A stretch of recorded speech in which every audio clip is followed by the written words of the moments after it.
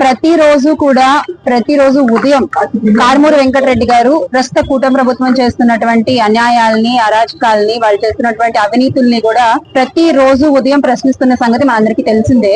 అందులో భాగంగానే ప్రశ్నించే వాళ్ళని అరెస్టులు చేస్తూ ఉన్నట్టుగానే ఈ రోజు ఉదయం కారుమూరి వెంకటరెడ్డి అన్నకి తాడిపత్రి పోలీసులు వంటి చెప్పి వచ్చి సివిల్ డ్రెస్ లో వచ్చి ఉదయం 7:30కి వాళ్ళ ఇంటి నుంచి అనని తీసుకెళ్లడం జరిగింది. అంటే వితౌట్ నోటీస్ వాళ్ళు వచ్చి కారుమూరి వెంకటరెడ్డి గారిని తీసుకెళ్లిపోవడము, ఇంట్లో ఉండే వాళ్ళని బెదిరించడము, వాళ్ళ ఫోన్లు లాక్కోవడము, అసలు ఏం జరుగుతోంది ఏంటి అని అడుగుతుంటే కూడా సమాధానం చెప్పకుండా వాళ్ళ పాప ముందు, వాళ్ళ భార్య ముందు, హరిత గారి ముందు కారుమూరి వెంకటరెడ్డి గారిని తీసుకెళ్లిపోవడం జరిగింది. సో అంటే ఇది ఏం చెప్పాలనుకుంటున్నారు?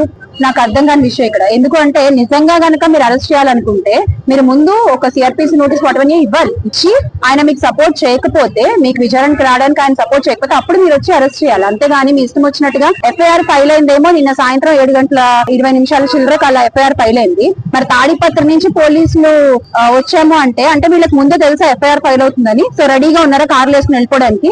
తాడిపత్రి నుంచి రావడానికే చాలా సేపు పడుతుంది కదా.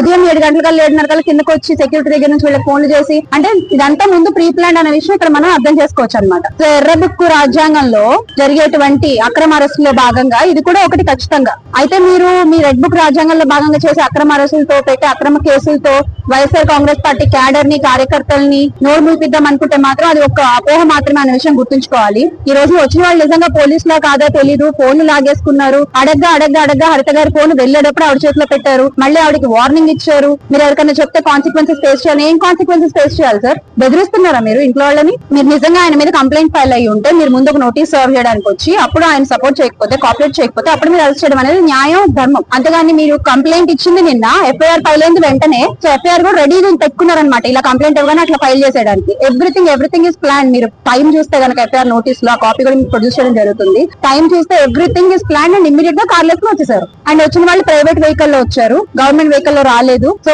ఆబ్వియస్లీ ఇంట్లో వాళ్ళకి డౌట్స్ ఉంటాయి కదా, వచ్చిన వాళ్ళు నిజంగా పోలీసులా కాదా, ఎక్కడికి తీసుకెళ్తున్నారు, కాసేపు తాడిపత్రి అంటారు, కాసేపు విజయవాడ అంటారు, కాసేపు అటు ఇటు తిప్పుతామంటారు, లొకేషన్లు మార్చి చెప్తున్నారు. డెఫినెట్ గా ఇంట్లో వాళ్ళు కంగారు పడరా, భయపడరా? ఇలా భయభ్రాంతులకు గురి చేసి మీరు ఏం చేద్దాం అనుకుంటున్నారు?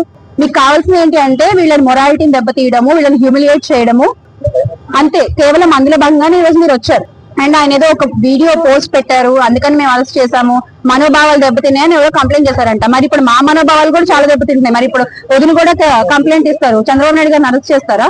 లేకపోతే అధికారులు అరెస్ట్ చేస్తారా? నిజంగా నేరస్తుల్ని మీరు అరెస్ట్ చేయాలంటే పోలీసులు చాలా నేరాలు ఉన్నాయి కదా. నిన్న మనం చూస్తే 22 మంది గురుకుల హాస్టల్ పిల్లలు హాస్పిటల్ పడేయారు. దాని వెనక కలుషితం అయిన ఫుడ్ కారణమైన వాళ్ళు నేరస్తులు, వాళ్ళని అరెస్ట్ చేయండి.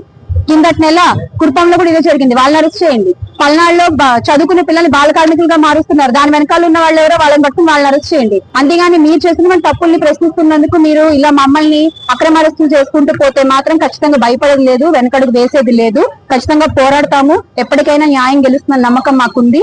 చట్టాలపై మాకు నమ్మకం ఉంది. చట్టబద్ధంగానే, న్యాయబద్ధంగానే పోరాడతాము మా జగన్మోహన్ రెడ్డి గారి అండతో.